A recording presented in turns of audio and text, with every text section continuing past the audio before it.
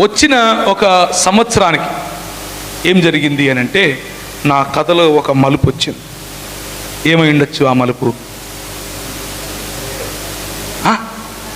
ఏంటి చూసావా?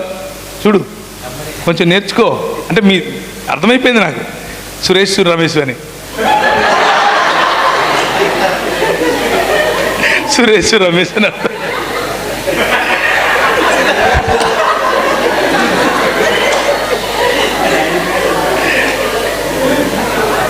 సరే, సో అన్న చెప్పినట్లు ఆ రోజుల్లో, అంటే నేను చదువుకునే టైంలో, నేను డిగ్రీ చదువుకునే టైంలో ఒక పాట రిలీజ్ అయింది. అంటే మీరందరూ పరిశుద్ధులే, మీకు తెలియదు ఇవన్నీ, నాలాంటి పాపులకే తెలుసు. నా గుండె పగిలింది 10 ముక్కలయ్యింది, 10 ముక్కలోనూ నువ్వే ప్రియా. విన్నారా ఎప్పుడన్నా ఈ పాట? ఎవడు విన్నాడు? ఇది నాలాంటి వాడే వింటాడు. ఆ పాట పాడుకుంటూ సీతాఫల్ మండిలో రైల్వే ట్రాక్ మీద కూర్చున్నాను, చేతిలో బాటిల్ పట్టుకుని. పక్కన 2 ఫ్రెండ్స్ ఉన్నారు. ఫ్రెండ్స్ ఎప్పుడు ఉంటారు కదా, ఫ్రెండ్స్ లేకుండా మనం లేము కదా. ఫ్రెండ్సే లైఫే, ఫ్రెండ్స్ కదా.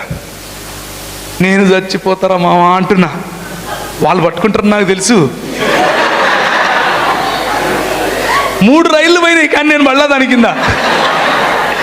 కానీ డైలాగ్ మాత్రం వదల, నేను చచ్చిపోతా, నేను రైలు కింద పడతా. ఎందుకు అని అంటే నేను నా స్నేహితురాలు, లేకపోతే నేను ప్రేమించిన అమ్మాయికి పెండ్లి అయిపోతాను.